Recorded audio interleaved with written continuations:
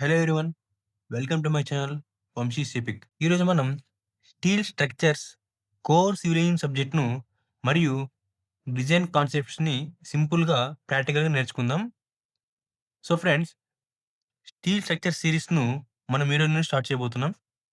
వీడియోను కంప్లీట్‌గా చూడండి. నచ్చితే సబ్స్క్రైబ్ చేసుకోండి. And let's learn together.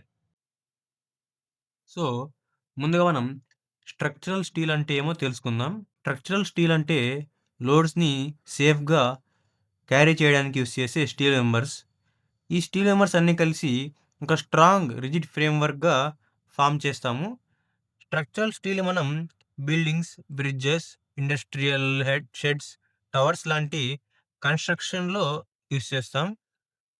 ఈ స్ట్రక్చర్స్‌లో ఉన్న మెంబర్స్ బీమ్స్, కాలమ్స్, బ్రేసెస్ అన్నీ బోల్ట్ లేదా వెల్డింగ్ ద్వారా కనెక్ట్ చేస్తారు. కనెక్షన్ స్ట్రాంగ్‌గా ఉంటే లోడ్ అనేది ప్రాపర్‌గా ట్రాన్స్‌ఫర్ అవుతుంది. అండ్ ఓవరాల్ స్ట్రక్చరల్ వచ్చేసి సేఫ్ అండ్ స్టేబుల్‌గా ఉంటుంది. Next is types of steel. Structural స్టీల్‌ని జనరల్‌గా కెమికల్ కంపోజిషన్ బేస్ చేసుకొని 3 మెయిన్ టైప్స్‌గా క్లాసిఫై చేస్తాం.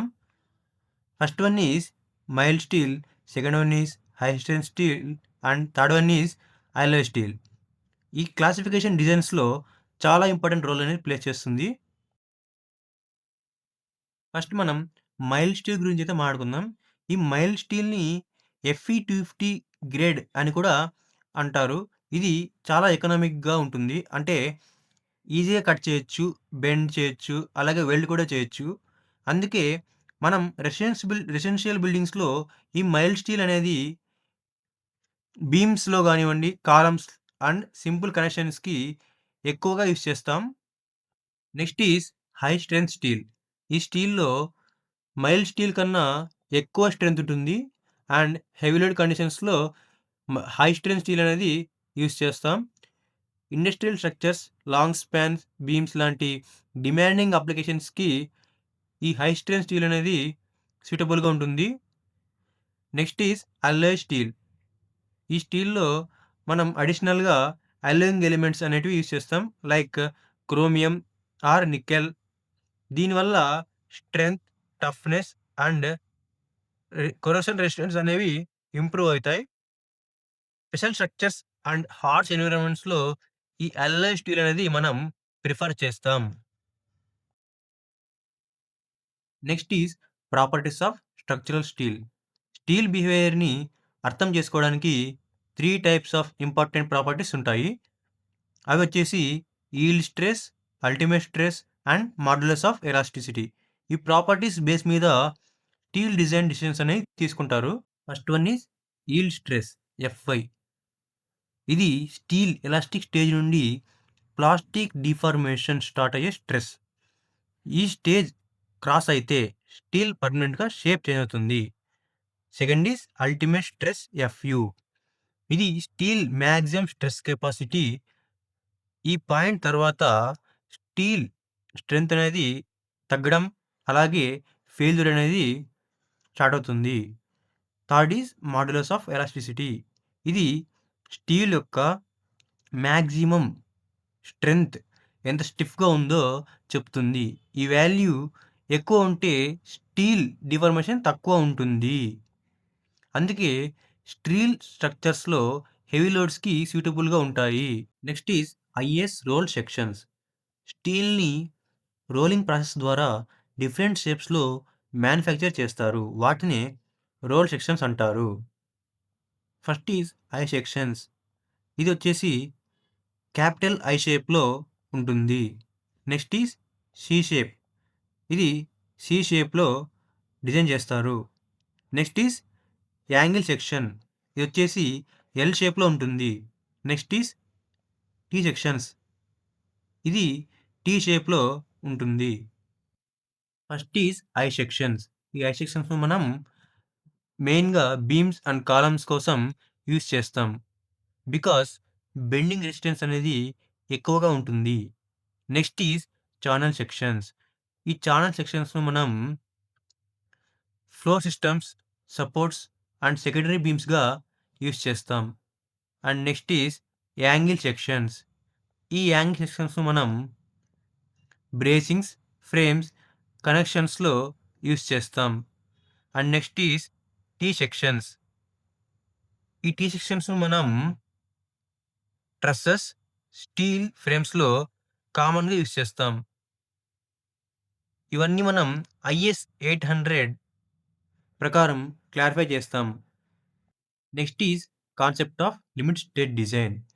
సింపుల్‌గా చెప్పాలంటే స్ట్రక్చర్ సేఫ్‌గా ఉండడం కోసం అండ్ ప్రాపర్‌గా వర్క్ చేయడం కోసం యూజ్ చేసే మెథడ్ ఇది. స్టీల్ స్ట్రక్చర్స్‌లో ఇది ఐఎస్ 800 2007 కోడ్ ప్రకారం ఫాలో చేస్తాం. ఈ లిమిట్ స్టేట్ డిజైన్‌లో మనకు 2 మెయిన్ కండిషన్స్ ఉంటాయి. First one is limit state of strength. ఇది స్ట్రక్చరల్ కొలాప్స్ అవ్వకుండా చూడటానికి బీమ్స్, కాలమ్స్, కనెక్షన్స్ అన్నీ మాక్సిమం లోడ్ వచ్చినా కూడా సేఫ్‌గా ఉండేలా డిజైన్ చేస్తాం. Second one is limit state of serviceability. ఇది డైలీ యూసేజ్ కోసం. అంటే స్ట్రక్చర్ బెండ్ అవ్వకుండా, క్రాక్స్ రాకుండా, వైబ్రేషన్స్ ఎక్కువ ఉండకుండా మనం కంఫర్టబుల్‌గా యూజ్ చేస్తాం. అండ్ మెయిన్ రూల్ ఏంటంటే ఇక్కడ డిజైన్ స్ట్రెంత్ అనేది ఆల్వేస్ డిజైన్ లోడ్ కన్నా ఎక్కువ ఉండాలి. అప్పుడే స్ట్రక్చర్ సేఫ్‌గా ఉందని చెప్పగలం. ఈ ఎంటైర్ డిజైన్ ఫిలాసఫీని స్టీల్ స్ట్రక్చర్స్‌లో ఐఎస్ 800 2007 ప్రకారం ఫాలో చేస్తాము. Next is loads and load combinations. Structural steel మీద డిఫరెంట్ టైప్స్ ఆఫ్ లోడ్స్ అనేవి యాక్ట్ అవుతుంటాయి. Like dead load, live load and wind or seismic load. ఈ లోడ్స్‌ని ప్రాపర్‌గా కన్సిడర్ చేస్తే స్ట్రక్చర్ అనేది సేఫ్‌గా ఉంటుంది. First is dead load. ఇది స్ట్రక్చర్ ఓన్ వెయిట్ వల్ల వచ్చే load. Beams, columns, slabs, walls అనేటివి పర్మనెంట్‌గా ఉండే వెయిట్. ఈ వెయిట్ అంతా డెడ్ లోడ్ కిందకి వస్తాయి. Next is live load. ఈ లైవ్ లోడ్ అనేది కాన్స్టాంట్‌గా ఉండదు. పీపుల్ మూవ్‌మెంట్, ఫర్నిచర్, మెషినరీ ఇలా యూసేజ్ వల్ల చేంజ్ అయ్యే లోడ్‌ని లైవ్ లోడ్ అంటాం. Next is wind load or seismic load. ఈ విండ్ వల్ల వచ్చే ప్రెషర్, ఎర్త్‌క్వేక్ వల్ల వచ్చే వైబ్రేషన్ ఇవన్నీ డైనమిక్ లోడ్స్. ఇవి సడెన్‌గా యాక్ట్ అవుతాయి. కాబట్టి డిజైన్‌లో ఈ wind load and seismic load అనేది చాలా important. And finally load combinations as per IS code. ప్రాక్టికల్‌గా స్ట్రక్చర్ మీద ఒక లోడ్ మాత్రమే యాక్ట్ అవ్వదు. మల్టిపుల్ లోడ్స్ కలిసి యాక్ట్ అవుతాయి. కాబట్టి ఐఎస్ కోడ్ ప్రకారం డిఫరెంట్ లోడ్ కాంబినేషన్స్‌ని కన్సిడర్ చేసి డిజైన్ చేస్తారు. ఈ ప్రాసెస్ వల్ల స్ట్రక్చర్ సేఫ్‌గా, రిలయబుల్‌గా ఉంటుంది. Next is partial safety factors. డిజైన్‌లో మనకి లోడ్స్ అండ్ మెటీరియల్స్ మీద కంప్లీట్ సర్టెనిటీ ఉండదు.